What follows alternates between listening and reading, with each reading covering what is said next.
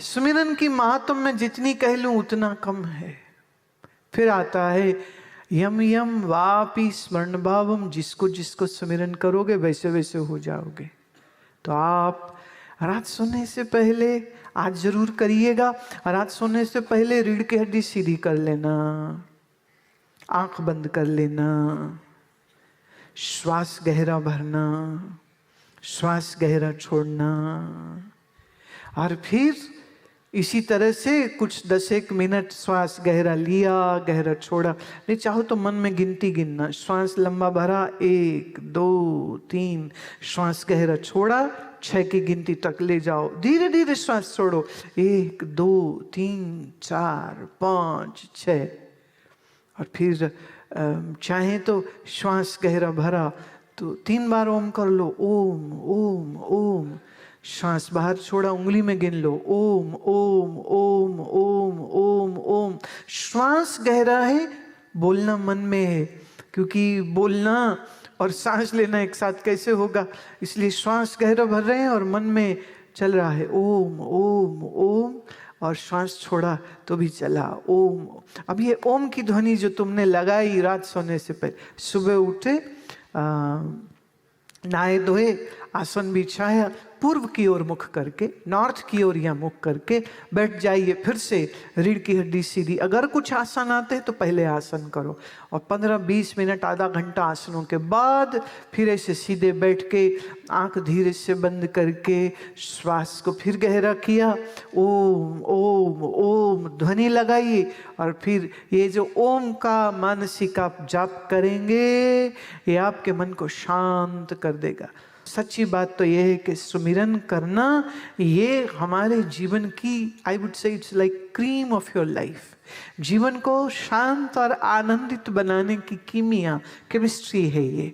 हम पढ़ाई करते हैं, बहुत अच्छी बात, हम पैसे कमाते, बहुत अच्छी बात, आप ग्रस्त हैं, बाल बच्चों को देखते, बहुत अच्छी बात, लेकिन एक चीज़ का ख्याल करना, जिस जीवन को हम जिस मन से जी रहे हैं, अगर वो मन शांत नहीं है, अगर वो बुद्धि एकाग्र और ज्ञान के प्रकाश से भरी हुई नहीं है, तो जीवन में कभी कभी कर्मों के ऐसे झटके आते हैं कि आदमी टूट जाता है। कैसे जिए, फिर जीना मुश्किल। अब ऐसे में भगवत गीता का ज्ञान है आपके पास, रोज का ओम ध्यान है आपके पास, नाम स्मरण करते हैं आप रोज। सच जानिए, मैं ऐसी ऐसी अपने भक्तों की, शिष्यों के जीवन कथाएं सुनती हूँ तो मन बाहर आता है कभी कि अरे वाह, इनके जीवन में इतना बड़ा कठोर झटका आया पर ये शांत रहे, ये घबराए नहीं, ये बिखरे नहीं, ये टूटे नहीं, ये रोए नहीं, उसको उन्होंने बड़े धीरज से उस मुश्किल समय को उन्होंने बिता लिया है। कहाँ से आती है ये शक्ति? ये जितना आप एकाग्र होते हैं, ये जितना आप रोज सुमिरन करते हैं, उतनी आपके अंदर ये शक्ति जागृत होने लग जाती है। मैं इसलिए कह रही हूँ, आप साधारण नहीं हैं, आप साधारण बिल्कुल भी नहीं हैं।